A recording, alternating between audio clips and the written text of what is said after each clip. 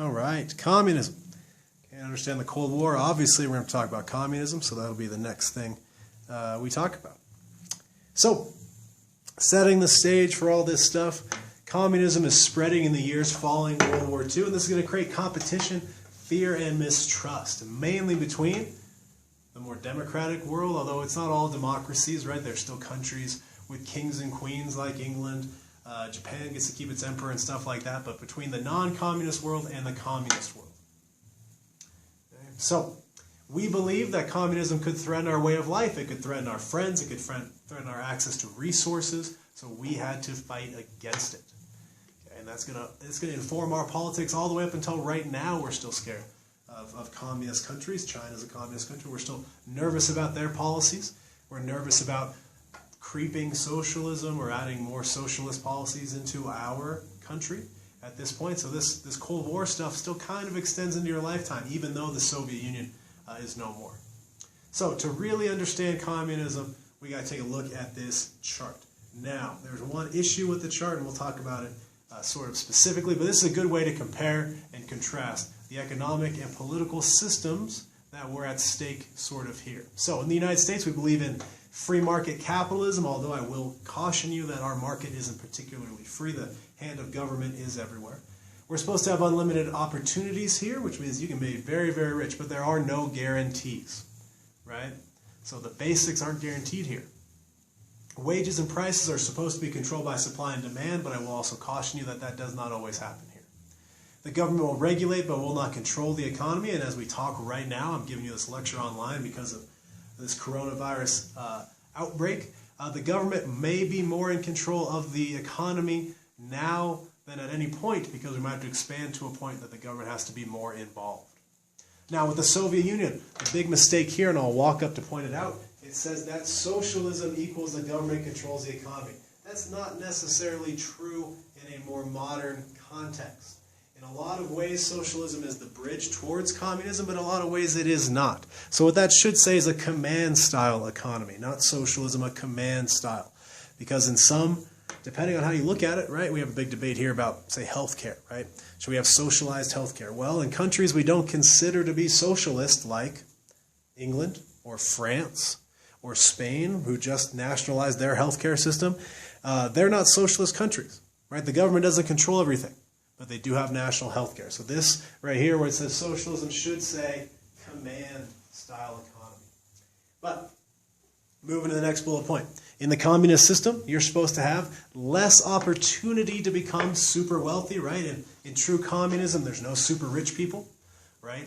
But all of your basic guarantees are met, which means health care, housing, education, all that stuff is met for you.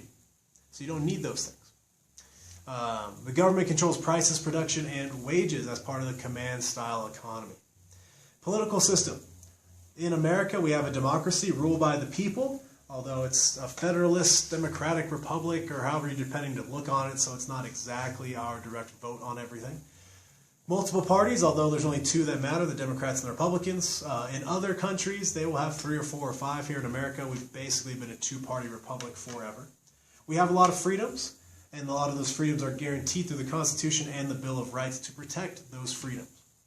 In the Soviet Union, it was a totalitarian dictatorship. So they're ruled by one leader, a dictator, who rules the one party that's legal. There were no other parties in the Soviet Union except for the Communist Party. Present day in China, there's no other parties except for the Chinese Communist Party. Many restrictions on your rights and your freedoms, and there's no Bill of Rights to protect those things. Okay, so that's the basic difference right there. So, first question. The United States feared that communism would threaten what? A, our allies. B, our way of life. C, our resources. D, our ability to compete economically. Or D, our ability to compete militarily. Okay. There will be multiple answers on this one. All right, so where did communism come from? How does this whole thing work out? So in theory, communism is a system where wealth and power would be shared equally amongst all people. There will be no class distinctions. So there will be no rich and poor, no middle class, no lower class, no upper class. And the government would be unnecessary. Eventually, with all this stuff, with everything being equal, we don't need a government, right? The government will just go away.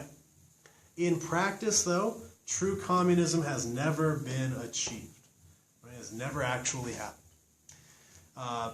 Big stumbling block, big thing in the way is that part of the road to communism, as most countries have tried to take it, is that you give one person all the power, he sets everything up, and then he gets out of the way. And once you have that kind of power, you never give it up.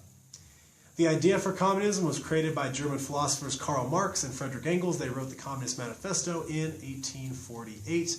Marx, here on the left, typically more famous than Engels in terms of communism and fear-mongering and stuff like that.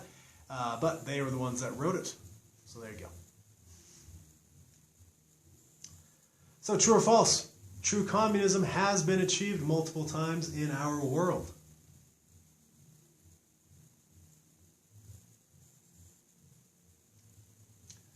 All right, moving on. Communism spreading. Okay, it's going to spread first into the Eastern European bloc.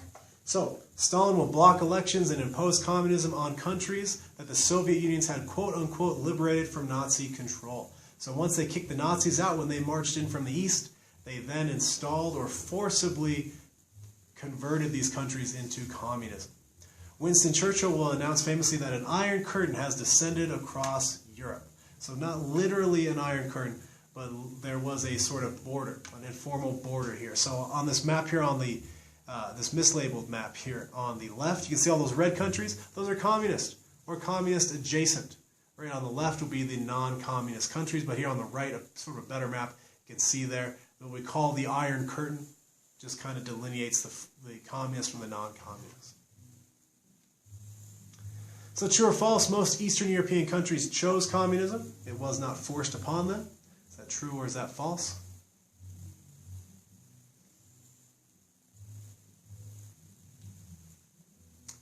All right, more communism spreading. The other place it's going to spread is going to be in Asia. Okay, the Chinese Civil War will end with a communist victory. Mao Zedong and the communists will defeat Chiang Kai-shek and the nationalists in the year 1949. Communists will rename the country China to the People's Republic of China, the PRC, which it still is to this day. The nationalists were forced to move to the island of Formosa, which is now called Taiwan.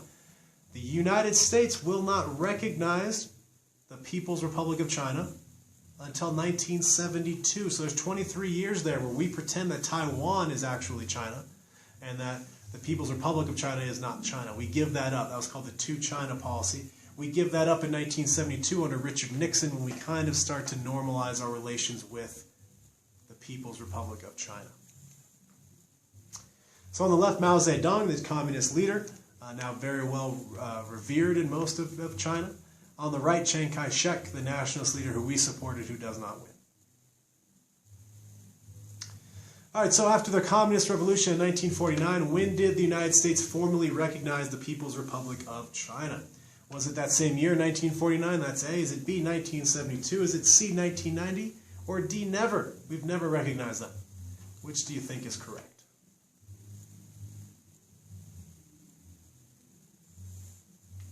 All right, communism spreading. Like I said, still in Asia a bit here. North Korea becomes communist, still to this day. Vietnam becomes communist, still to this day. Same with Laos and Cambodia. All in Asia. Right? Cuba in the Caribbean becomes communist after the Fidel Castro revolution. Many countries in Africa, Angola, Congo, Ethiopia, Mozambique, and Somalia will all experiment with Marxist or communist ideas, but they will largely abandon them with the fall of the Soviet Union in 1990. So on the left there's Fidel Castro takes control of Cuba. Kim Il-sung, there, the older gentleman in the middle. He was the first Kim in North Korea. His son right there, Kim Jong-il. And then now his grandson, Kim Jong-un, is the leader of North Korea. On the right, Ho Chi Minh, who will lead the communist revolution in Vietnam, which we'll be heavily involved in. So, communism spread to what other countries? There will be multiple answers here. Cuba, Laos, Cambodia, Vietnam, Norway, the Dominican Republic, or Indonesia. Multiple answers here. Where did communism spread to? All right, so here are our options for dealing with communism. Number one, we could do nothing, right? Do nothing. Just let people choose or whatever, right? Just worry about ourselves. We could go to war, which of course means nuclear war at this point because we have nukes. The Soviets have nukes. So it's going to be a nuclear war. Or we could work towards the containment of communism, which is what we're going to choose. It'll be the basis of our policy throughout the rest of the Cold War. So what containment means is stopping communism from spreading. We believe that communist countries would eventually fall apart on their own, but it'll be dangerous if the ideology keeps spreading. So we're trying to stop it from spreading.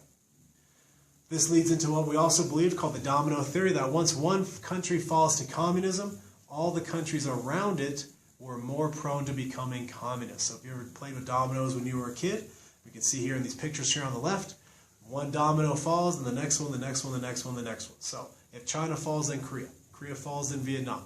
Vietnam falls, then Laos, then Cambodia, then Thailand, then Malaysia, then everywhere else until that entire region, right? The entire region is communist, and we can't abide that at this point, I suppose. So containment is the idea of stopping the spread of communism so the domino theory does not have to come into effect. Final question.